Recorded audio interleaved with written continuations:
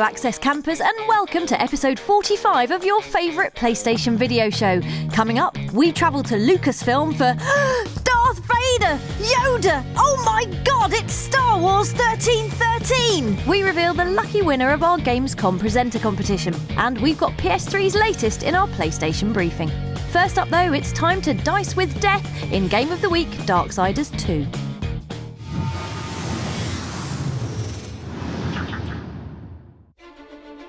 It's fair to say that most games these days feature a great deal of war and death, but only one series hands them starring roles, and that's epic myth-munching adventure Darksiders. While the first game followed your man War's attempts to prove he didn't do the apocalypse by thumping everything to dust naturally, the shortly to arrive Darksiders 2 takes place during the same stretch of time, but from the perspective of War's cuddly older bro, Death. Except, of course, he's not even a bit cuddly. He carries two deadly great scythes, looks like a prison-fit Skeletor, and has a horse called Despair. Though on the plus side, Despair does look like he smells of mint aero. Actually, the really good thing is that Despair is available from the very start, saving you all the plodding about War had to endure at the start of the first game, and helping Death to prance through this chilled opening level like an underdressed and unusually well-armed Mountie.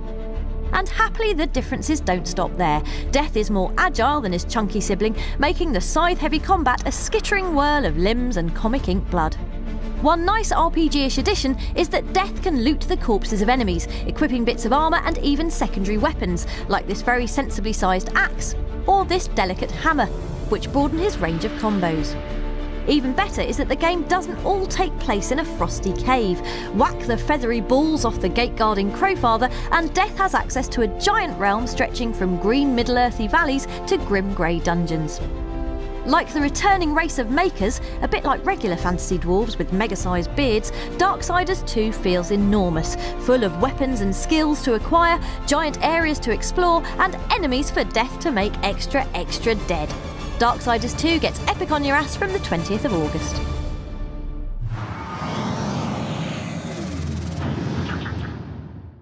It's time to catch up with the world of PlayStation now as we begin our weekly briefing.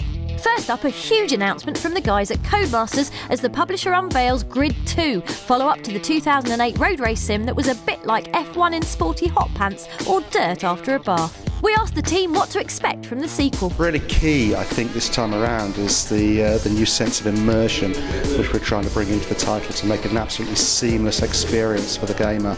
You know, from the minute they enter into our world right the way through to winning those races and becoming the ultimate champion. We don't want to ever to lose them from the immersion and the involvement that we've got within the game. Still on the subject of speed and the need for it, we recently visited Criterion Games to talk about their awesome-looking remake of Most Wanted. And then didn't talk about that at all, and instead asked about their worst real-life traffic offences. I've got a squeaky cleaning licence. So have I, apparently. Officer. Let's cut there before the random sampling and strip searches. That was your PlayStation briefing. Next week, Access TV is going to Gamescom. Make sure you watch the shows, which will be on the PlayStation Store and YouTube next week.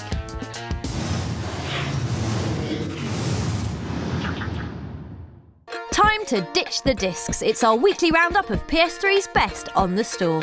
We've got a PlayStation Plus blowout for you this week as we take a look through the very best of the Instant Game Collection, a bundle of ace titles available to Plus members at no extra cost to your subscription.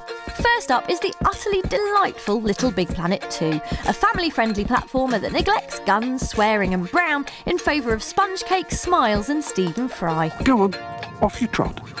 With an ocean-deep create mode and a wonderfully idiot-free online community, you've absolutely no excuse not to enjoy the wonders of Sackboy's Hessian universe. Plus, you can make him dance like a Bee Gee.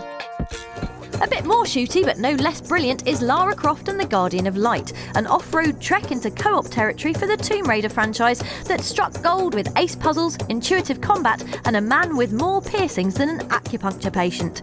The fact you can flame a massive spider doesn't hurt either. And then there's Motorstorm Apocalypse, a racer that laughs in the face of realism by sticking a load of falling skyscrapers in your way as you hurtle through the end of the world. Basically, if you're braking, you're doing it wrong, with the focus solely on going really fast and gasping at all the pretty destruction. Finally, if you ever wondered what it felt like to be a human lightning conductor, then keep on wondering, because that would be really dangerous and Infamous 2 is only a video game. It's a very excellent video game though, and sees you steering Thunder hero Cole McGrath through an open world of excessively sized bosses and other enemies ripe for a frazzling. Why don't they just wear rubber? If you're not yet a Plus member, and with that lot to choose from, why wouldn't you be? Then hit that big yellow icon on your XMB to subscribe. That's all from the store for now. We'll have more downloadables for you next time.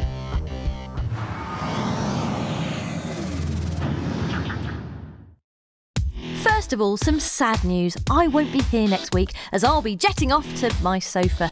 But turn that frown upside down because Access TV is going to Gamescom, which means a triple helping of daily episodes direct from the show floor in Cologne, crammed with new game footage and developer interviews. And coming with us on this grand gaming adventure is the winner of our Gamescom presenter competition. Say hello to... Guten Tag, Mitspieler. Ich bin Mark Humes and ich bin ein Krankenhaus? We hope you don't mind 18-hour shifts and lugging half a ton of camera equipment about. There's also the small matter of us dodging airport queues by travelling to Gamescom on the Borderlands 2 bus, which we're assured has more than one toilet and will be the most pleasurable 8 hours we'll spend not in bed.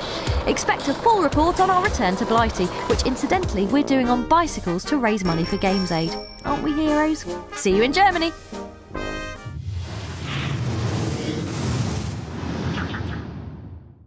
For access all areas this week, to Lucasfilm in San Francisco you must go. So we hopped on a plane and soon found ourselves rubbing shoulders with actually real Star Wars props like the Darth Vader costume, Boba Fett, and Darth Maul's cheaty double lightsaber.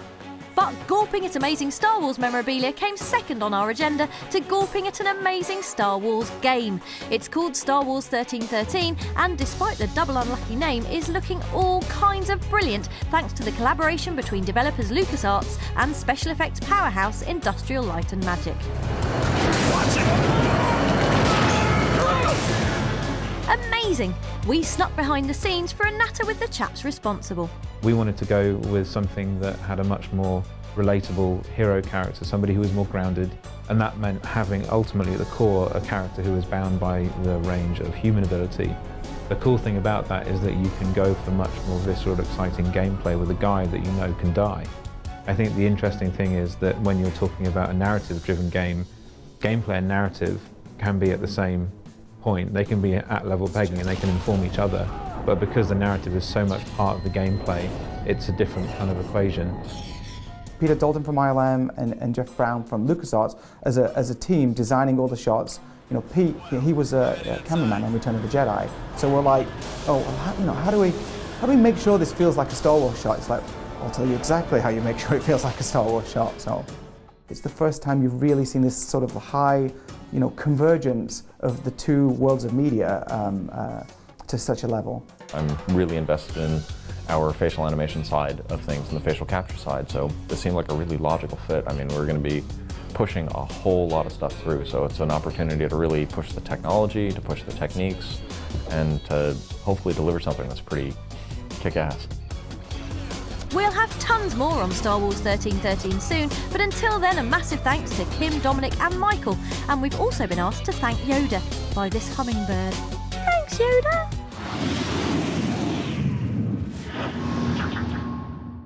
It's common knowledge that every fighting game has its weirdo. Tekken has throaty alien man thing Yoshimitsu. Soul Calibur has scuttling gimp spider Voldo, and Dead or Alive has Zack, who not only is a button masher's dream, but can shoot you out of a cannon like an immodestly dressed cannonball. KO indeed. For more Access videos, head to youtube.com/PlayStation Access. We'll see you next week for our Gamescom special.